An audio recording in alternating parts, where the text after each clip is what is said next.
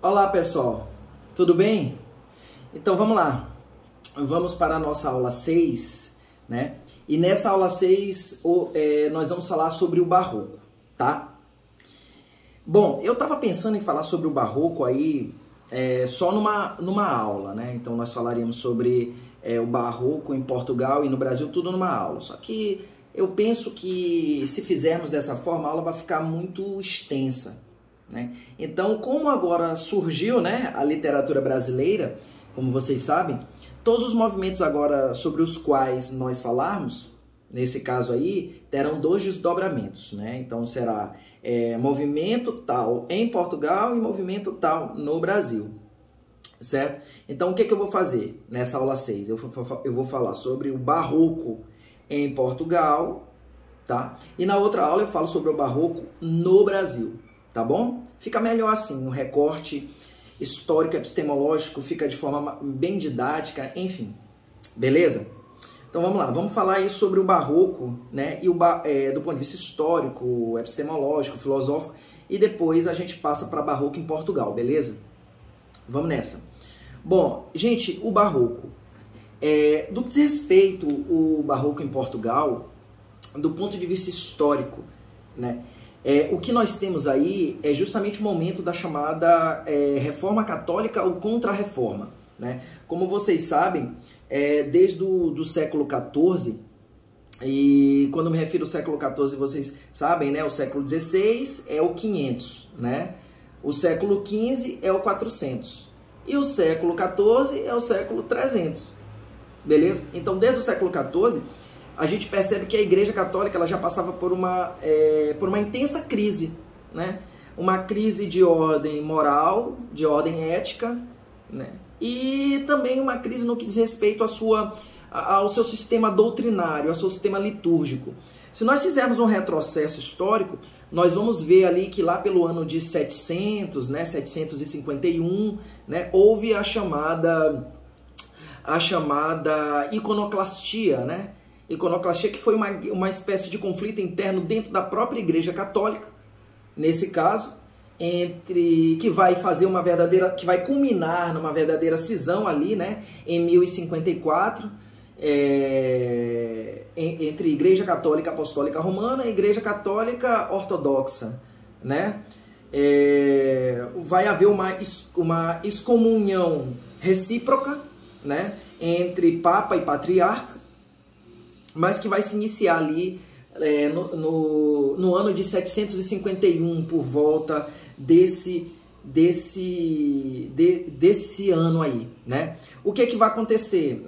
Havia uma divergência dentro da Igreja Católica no sentido de que haveria a necessidade ou não do ponto de vista litúrgico, né, da consagração de imagens sagradas, né, de santos. E aí uma determinada parte da doutrina, no caso principalmente a católica ortodoxa, né, ali por parte de Constantinopla não aceitava, né, e por isso tentaram promover a destruição das imagens sagradas. Obviamente a Igreja Católica Apostólica Romana não aceitou e houve ali o chamado conflito que veio a se chamar de iconoclastia, né. Em 1054 houve a chamada cisão, né, ou seja, tecnicamente falando a chamada cisma do Oriente. Alguns teóricos chamam cisma do Ocidente, outros teóricos chamam cisma do Oriente, né? Na realidade houve uma cisma, né, recíproca, porque houve uma excomunhão recíproca, né? Mas enfim, então você percebe que já nesses momentos aí já havia uma crise interna dentro da própria Igreja Católica, e vai culminar ali em 1517, quando Martinho Lutero, através das suas 95 teses, né, que eu já fiz alusão no quinhentismo e lá no Renascimento, vai promover a chamada reforma protestante, né? Vai promover de fato uma dissidência, né? E aí a gente já fala do ponto de vista externo, porque abrir-se-á, né, uma nova cisão, né, um novo corte, em que teremos ali já protestantes, né, que não coadunavam, né, não comungavam dos mesmos ideais que a Igreja Católica professava, né, E esse justamente vai ser o contexto histórico em que vai se fundir aí, vai se cristalizar o Barroco, né?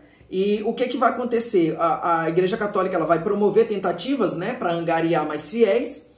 Em 1534, o padre Inácio de Loyola vai criar dentro da própria igreja uma organização chamada Companhia de Jesus, né?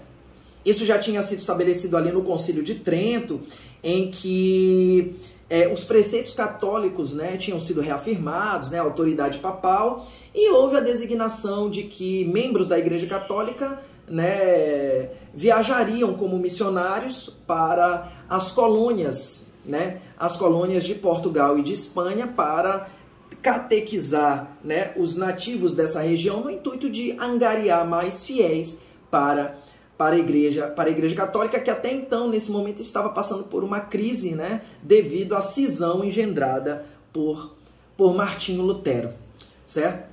Então, o que vai acontecer? Vocês sabem, né? Nós vamos detalhar melhor isso lá no Barroco no Brasil, mas eu meio que já falei no quinhentismo, né? Vai ser esse justamente o papel do padre Manuel da Nóbrega e de José de Anchieta quando aqui chegaram, né? Em 1549. Ou seja, catequizar os índios, né? Promover a religiosidade católica aos aborígenes e aos silvícolas, certo? E aos silvícolas.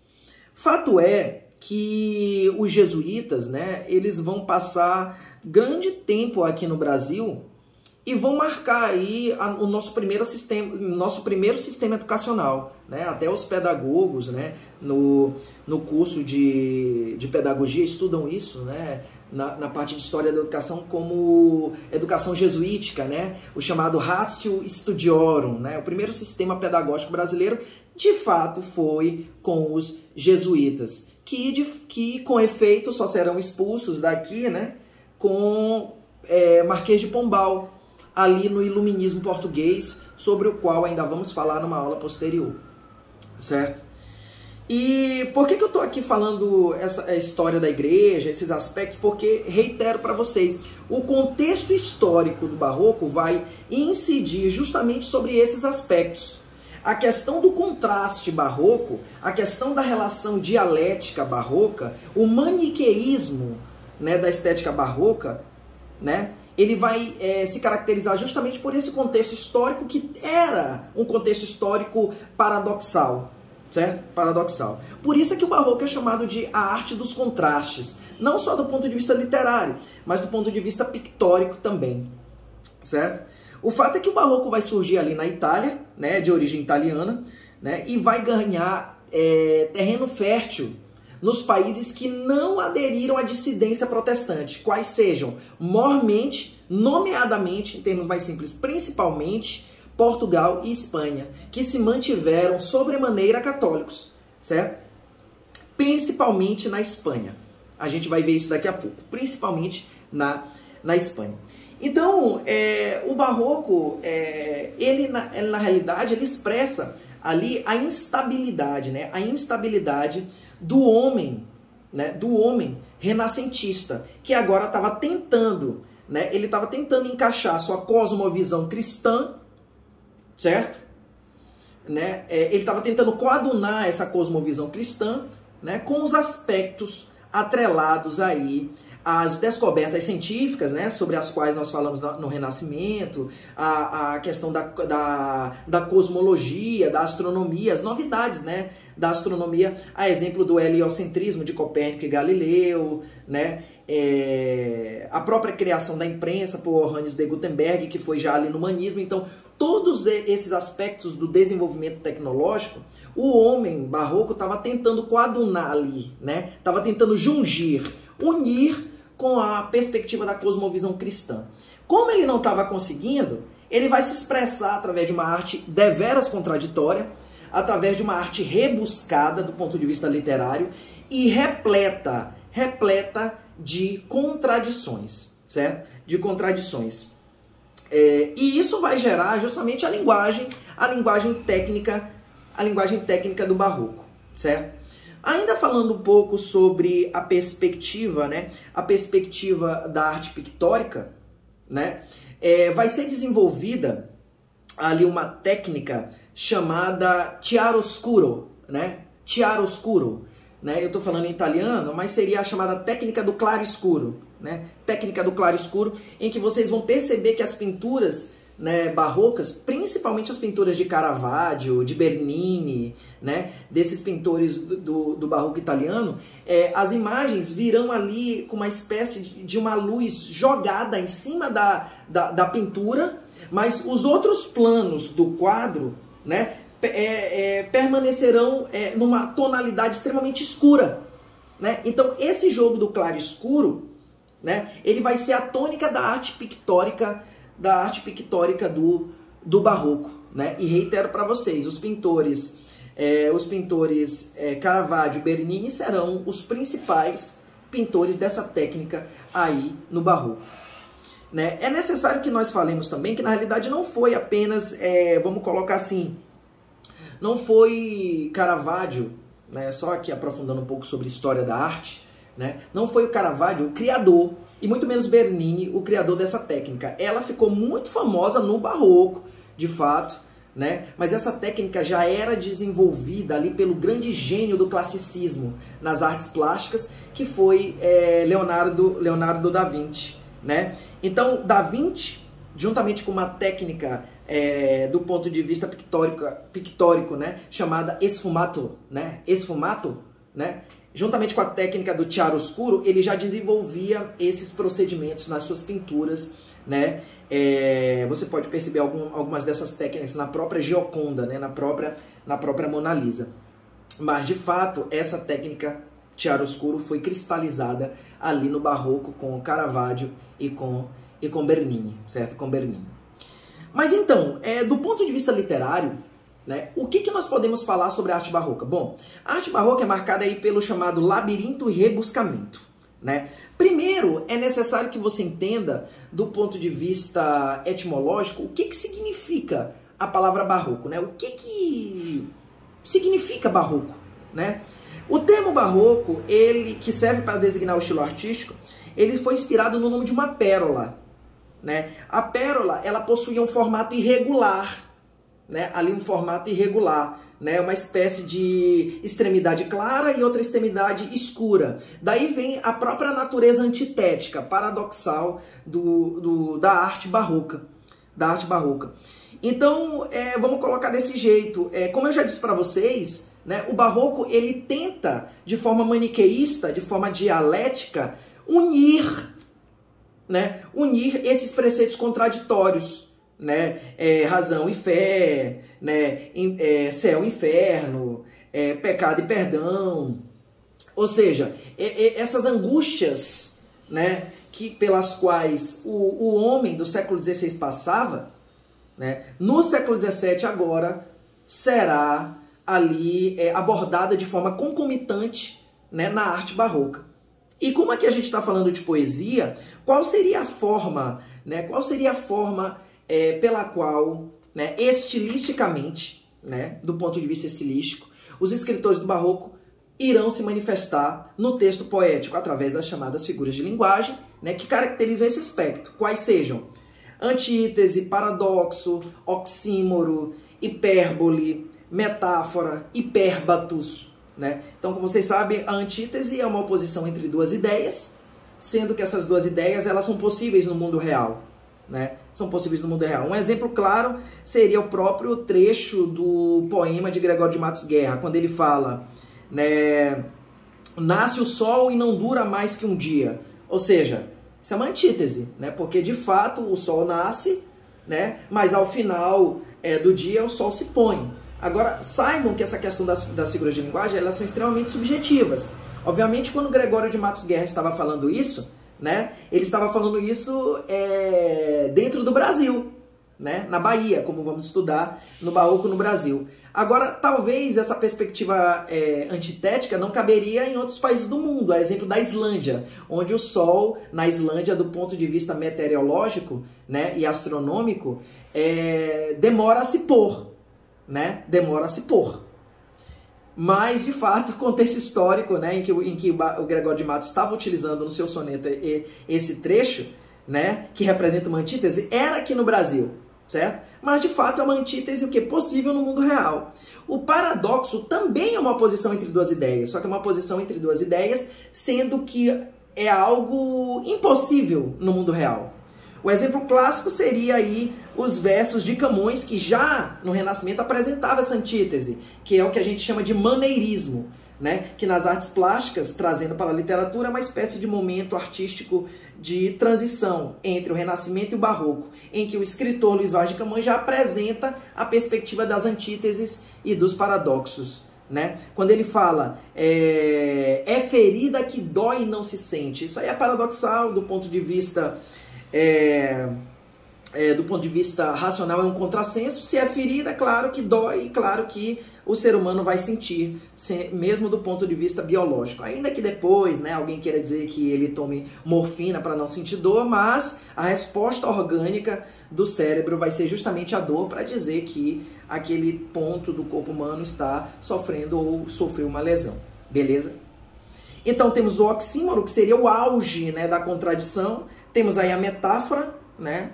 Todos conhecem o que é uma metáfora, é uma comparação direta. A hipérbole, que representa o exagero, e o hipérbato, que é um deslocamento grande dentro da estrutura sintática, né? O exemplo claro é o que? É o hino nacional, né? Ouviram do Ipiranga as margens plácidas de um povo heróico, brado retumbante, né? Que está em hipérbato, seria as margens plácidas do Ipiranga ouviram um brado retumbante de um povo heróico. Estaríamos na ordem direta, né? Enfim, então essas são as figuras de linguagem que caracterizam aí a arte barroca e que vão expressar literariamente as contradições do barroco, certo? No mundo real. Né? Então as contradições do barroco no plano natural, no plano naturalístico, serão expressas no texto literário através dessas figuras de linguagem, né? Desse instrumental estilístico, certo? E assim, já partindo para a questão dos textos do barroco, o fato é que o barroco ele vai ter duas vertentes, né? Que vamos chamar de cultismo e conceptismo. Tá? O que seria o cultismo? O cultismo também chamado de culteranismo, também chamado de gongorismo. Tá? E é chamado de gongorismo por causa de um poeta espanhol, né, chamado Luís de Góngora y Argote. Né? Luís de Góngora y Argote, que foi ali o precursor ali da poesia barroca na Espanha. Né? Daqui a pouco a gente vai falar do barroco em Portugal. E vocês vão perceber que, de fato, o barroco ele se caracterizou ali mais na Espanha, depois passando para Portugal, depois passando para o Brasil. Obviamente, teve seu surgimento ali na Itália, mas eu estou falando dos países, né, que caracterizam ali a chamada Península Ibérica, né, que é Portugal e Espanha. Então, esse poeta Luís de Góngora, ele vai ser ali o precursor dessa poesia barroca espanhola, por isso o cultismo também é chamado de gongorismo.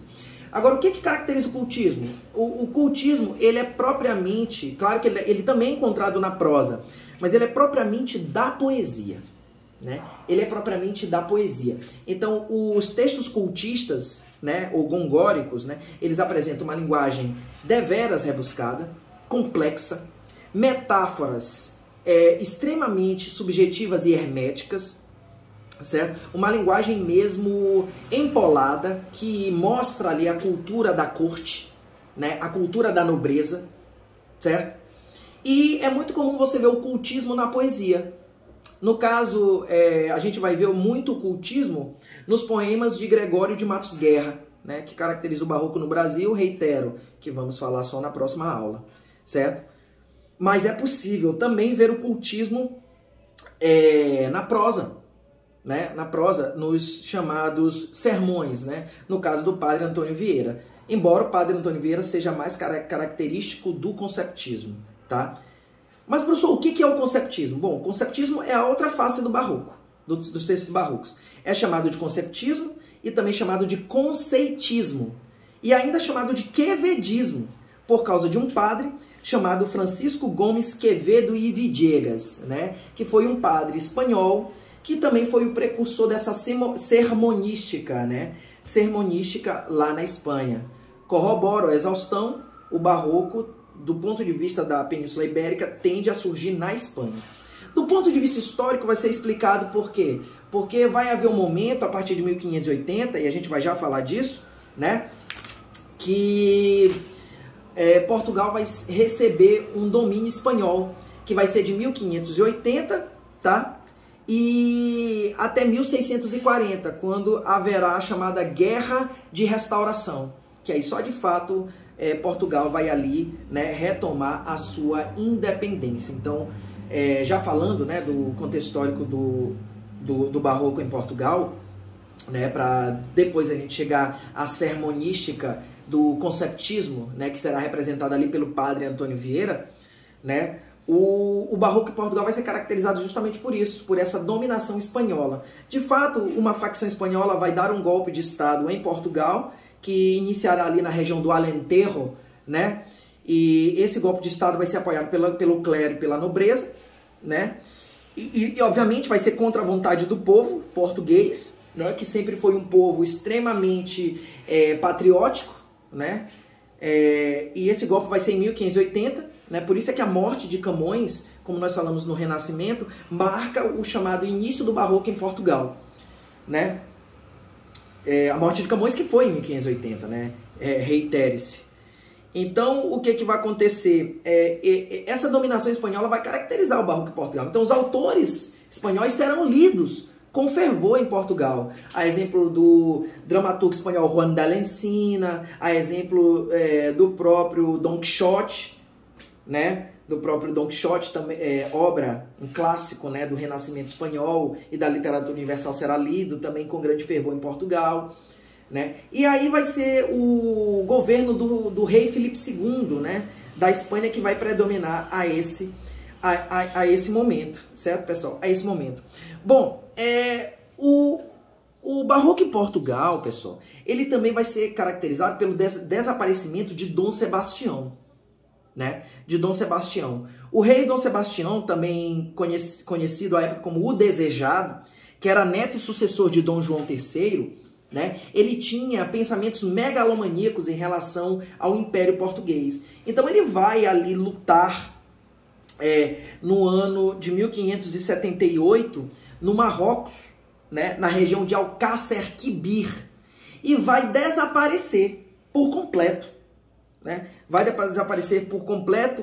Completo em que sentido, professor? Nunca mais se terá notícias dele, né? Até hoje não se sabe o que aconteceu com o corpo, né? E isso vai gerar em Portugal, e que será disseminado justamente por um sapateiro chamado Gonçalo Anes, né?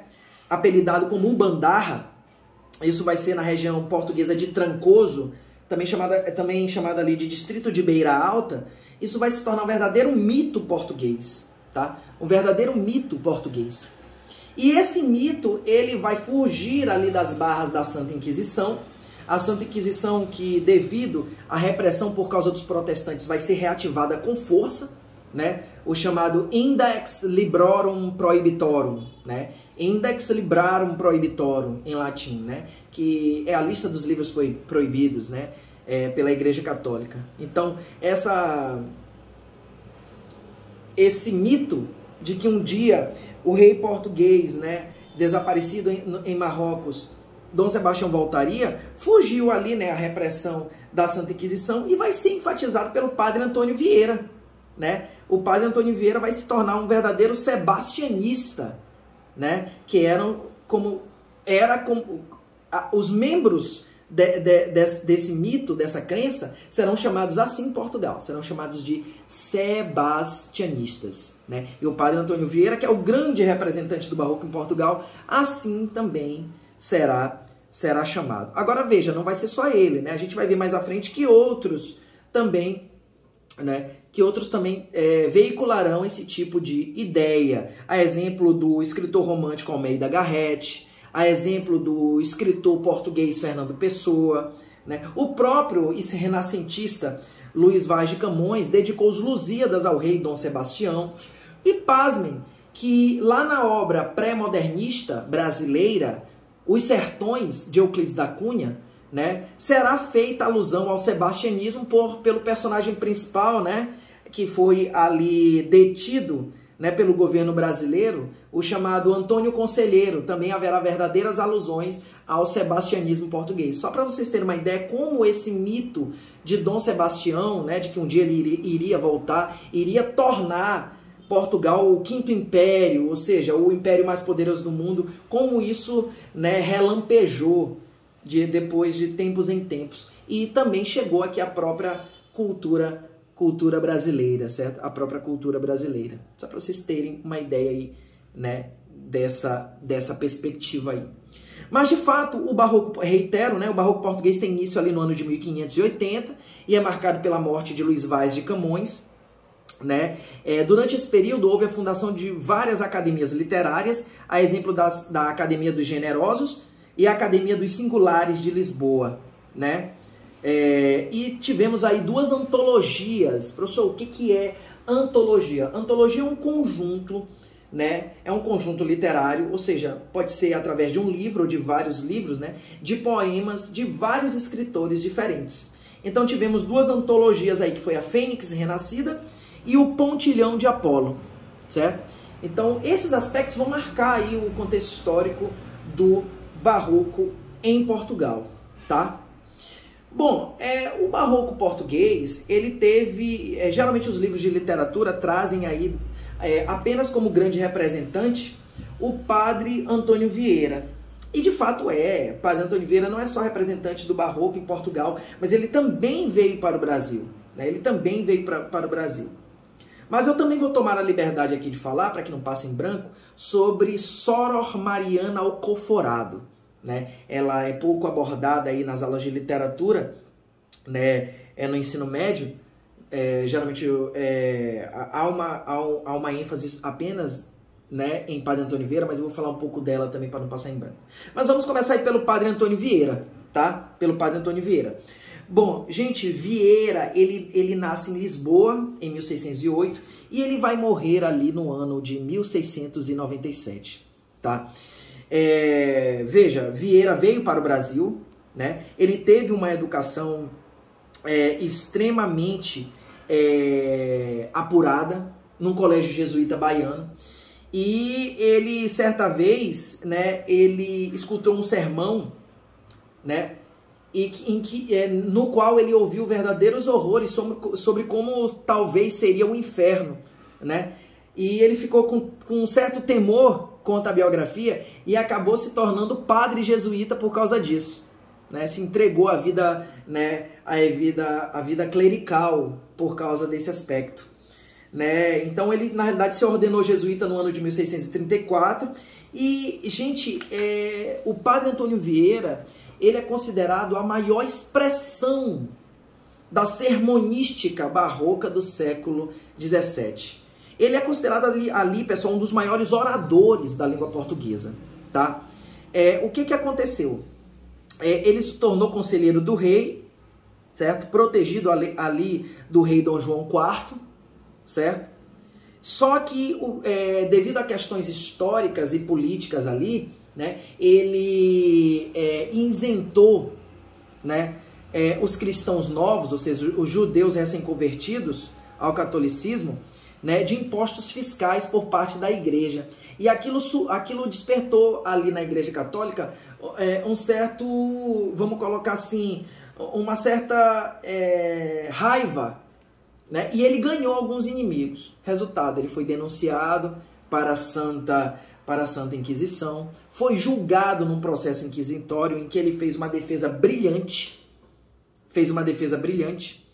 né? Mas, de fato, foi condenado a passar 2 anos sem poder usar o que é a oratória, sem poder pregar, né?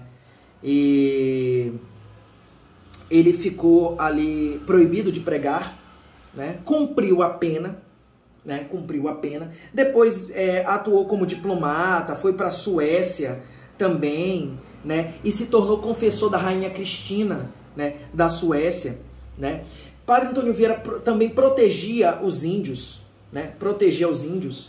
Os índios no Brasil, né, o amavam muito e o chamavam em tupi de Paiaçu, né? De Paiaçu, que traduzindo da língua tupi para a língua brasileira seria grande pai, né? Grande pai, pai grande, exatamente.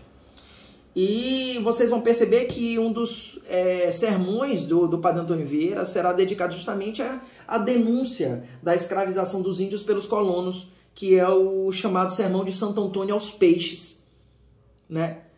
Santo Antônio aos Peixes.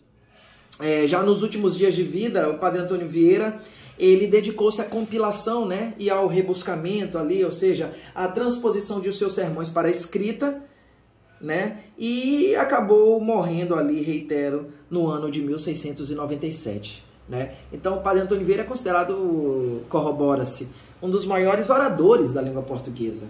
Né? Utilizou a língua portuguesa como ninguém, né? Foi brilhante, de fato, na oratória sacra. Né? Seus principais são o Sermão da Sexagésima, que fala sobre o ato de pregar. Né? Temos aí o Sermão de Santo Antônio aos Peixes, que eu já falei, que tem como tema a escravização indígena, a denúncia da escravização indígena por parte dos colonos portugueses no Brasil. Temos aí o Sermão do Bom Ladrão, fantástico Sermão do Bom Ladrão, que já caiu, né, no vestibular da UEMA, né? Que faz justamente a denúncia, né? Ele faz brilhantemente ali um diálogo entre os pequenos ladrões e os grandes ladrões, ou seja, os pequenos ladrões, nas palavras de Vieira, seriam aqueles que cortam bolsas, né? E que roubam para poder comer. Ele diz que muito pior são os grandes ladrões que roubam nações, né? Que roubam nações. Então veja que se você pegar esse sermão e trouxer lá do século XVII para a atualidade, ele é muito atual. Né? No Brasil seria o quê? Vamos colocar assim, o sistema penal que algumas vezes agem com grande rigorosidade com pessoas que roubam para comer, o chamado furto famélico, né? Chamado de furto famélico no direito penal, né? Enquanto as mais das vezes tratam com uma certa leniência e com um certo sistema protetivo de direitos fundamentais, políticos que agem com corrupção. Né? Então, fazendo uma análise histórica, temporal, o Sermão do Bom Ladrão, de Vieira, é extremamente atual. Extremamente atual. Né? Fato é que Vieira ele tinha o dom divino da palavra. Né? Além de ter um português exímio, escorreito na escrita, ele tinha uma oratória... Ele tinha uma oratória mordaz, essa que era a verdade. E a sua técnica de oratória era conceptista, né, como eu já falei na parte teórica desta aula, né, e obedecia ali a chamada sistemática da parenética, né, que era um sistema aristotélico, né, que está bem desenvolvido ali na obra A Retórica de Aristóteles, na obra grega A Retórica. Né. E tinha uma estrutura, toda uma estrutura, que obedecia ao chamado tema, que se baseava numa passagem bíblica, tinha um introito, que era a introdução, onde ele dava uma espécie de antecipação de tudo que seria falado no sermão, né? Tinha a invocação, em que ele pedia inspiração para a Virgem Maria, tinha a perspectiva do argumento, que era a parte em que o sermão utilizava-se de exemplos para provar aquilo que estava sendo dito, e a peroração, que também era chamada a conclusão. Então, existia todo um sistema de parenética, né? Existia todo um sistema de argumentação que perpassava esses sermões. Era algo extremamente organizado, de fato. E aí, como exemplo, temos ali o Sermão do Bom Ladrão, como eu já disse. E aí eu peço aqui licença para os meus queridos, né, ouvintes e as minhas queridas ouvintes, só para reproduzir um trecho do Sermão do Bom Ladrão. Né? Ouçam só. Não só ladrões, diz o santo, Vieira, né? Os que cortam bolsas ou espreitam os que vão banhar para lhe escolher a roupa. Os ladrões que mais próprio e dignamente merecem este título são aqueles a quem os reis encomendam os exércitos e legiões, ou o governo das províncias, ou a administração das cidades, os quais, já com manha, já com força, roubam e despojam os povos. Os outros ladrões roubam um homem, estes roubam cidades e reinos. Os outros furtam debaixo do seu risco, estes sem temor nem perigo. Tá vendo? É uma crítica. É uma crítica, de fato, àqueles que são extremamente protegidos, geralmente são aqueles que cometem os crimes de colarinho branco, né? Lamentavelmente, perpassam a política brasileira, certo? Em relação àqueles que geralmente cometem pequenos furtos, né? 155 do Código Penal, a exemplo do furto famélico, que recebem ali as punições muitas das vezes, nem sempre, mas muitas das vezes sim, extremamente árduas do direito penal. De fato, os sermões de Vieira são bastante atuais, bastante atuais. O Sermão da Sexagésima, né, que faz uma crítica à arte de pregar, né, é uma crítica de Vieira, né, ao cultismo, né, que trata ali uma linguagem complexa. Ele critica outros oradores que utilizavam uma linguagem complexa para falar dos preceitos do Evangelho, né? A gente vai chamar ali o Sermão da Sexagésima de sermão metalinguístico, porque utiliza o sermão para ensinar como se faz um sermão, né? Como se faz um sermão. E, de fato, a sermonística de Vieira é exaltada, não só em Portugal, mas também aqui no Brasil. Ele veio aqui para o Brasil, estudou no Brasil também, né? E viu ali a situação de crise, principalmente indígena, reitero, né? Pela qual passava os nossos silvícolas, né? Vieira também tinha assim, uma certa visão contraditória, né? Visão contraditória, porque lamentavelmente, isso daí a gente pode discutir depois num curso que eu vou dar aqui sobre história do Brasil, mas lamentavelmente é um pouco contraditório, porque se você for analisar a fundo os sermões de Vieira, ele protegia os índios, né? Mas ele apoiava a escravidão do sistema de colonização brasileiro. Então é algo assim um pouco contraditório, né? Um pouco contraditório, mas tudo bem, né? A gente pode corroborar, analisar esses fatos com maior acuidade, né, e com maior pormenores, num curso sobre História do Brasil que eu pretendo futuramente ministrar aqui também no Instagram, como eu estou ministrando este de literatura. Perfeito? Perfeito, queridos? Bom, então, para finalizar aí, né, o Barroco em Portugal, vamos falar de Soror Mariano Alcoforado, né? Primeiro, quem foi Soror Mariano Alcoforado? Primeiramente, o que é Soror, né? Soror, pessoal, é o feminino de frei, né? É freira, né, ou soror, né? E Mariana Alcoforado, ela foi uma soror, de fato, né, uma pertencente ao clero português e que se apaixonou ali por um conde francês, um nobre francês, né, chamado Chevalier de Chamille, né? Chevalier de Chamille, né? E ela teve um caso, supostamente, com esse nobre francês, né? E esse nobre francês, ele rejeitou após se deitar com ela, né? Após terem um caso de amor, ele depois a rejeitou. E ela, nessas cartas de autoria, né, controversa, derrama de forma romântica, né, de forma exaltada, essa rejeição, né? E aí o que aconteceu? Essas cartas foram intituladas de Cartas Portuguesas, foram publicadas em Paris com o nome de Lettres Portugaises traduites em francês, né?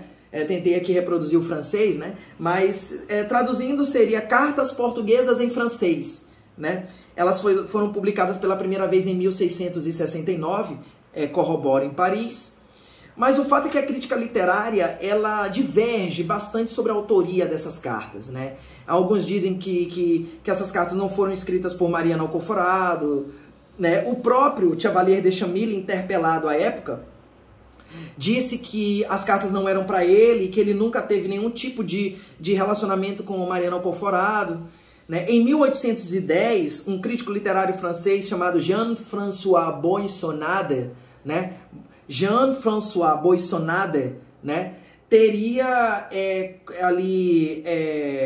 comprovado, através de uma anotação manuscrita, a autoria de Mariana. Depois, em 1891, o geógrafo e historiador Luciano Cordeiro, né, veio a tentar ratificar, né, através de suas pesquisas, que de fato as cartas eram de autoria de Mariano Alcoforado e eram destinadas ao nobre francês Chevalier de Chamille. O fato é que há uma questão controversa aí, se de fato essas cartas elas foram, né, escritas e destinadas a esse nobre francês. O fato é que as cartas, pessoal, embora haja essa divergência na história da literatura e na crítica literária, as cartas externam, né, um sofrimento amoroso neoplatônico extremamente convulsivo, né, convulsivo. Algo que a gente percebe que de fato ali não há uma perspectiva apenas literária, com base na questão da verossimilhança literária, mas há também uma verve sentimental muito intensa. A gente percebe que de fato é de uma mulher que fora rejeitada por um homem, tá? Que fora rejeitada por um homem. Eu peço licença mais uma vez, né, a quem me assiste, apenas para ler um pequeno trecho, só para vocês sentirem, né? Então vamos lá, terceira carta. Diz supostamente Mariana Colforada, né? Abre aspas. Que irá ser de mim que queres que faça? Como estou longe de quanto havia previsto. Esperava que me escrevesse de todos os lugares por onde passasses e que as tuas cartas fossem muito longas. Esperava que alimentasse a minha paixão com a esperança de voltar a ver-te. Que uma total confiança na tua fidelidade me daria um certo repouso que ficaria em qualquer caso num estado bastante suportável, sem extremos de dor. Tinha mesmo pensado em alguns vagos projetos de fazer enquanto estivesse ao meu alcance para me curar, se pudesse ter a certeza de que me tinhas efetivamente esquecido. O teu afastamento, alguns ímpetos de devoção, o teu receio de arruinar por completo o resto da minha saúde com tantas vigílias e inquietações. Então veja, há um sofrimento amoroso, a gente percebe que não é só um fingimento poético, como dizia Fernando Pessoa, né? É de fato a expressão de uma mulher que está sofrendo por ser rejeitada. Essa é que é a verdade, certo? Essa é que é a verdade. Bom, pessoal, esse foi, né, o Barroco em Portugal, né?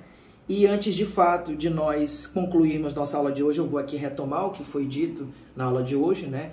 Nós falamos aí sobre o contexto histórico do Barroco em geral, falei do surgimento do Barroco que foi ali na Itália, falei de sua predominância que foi aqui nos países ibéricos, nomeadamente, né, máximo, ou seja, principalmente em Portugal e Espanha.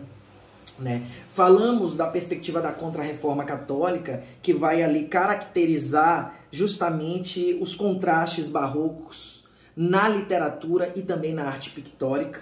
Né? Falei um pouco também desse contexto histórico e um pouco da história da igreja para vocês entenderem melhor. Né? Claro, tudo de forma en passant, certo?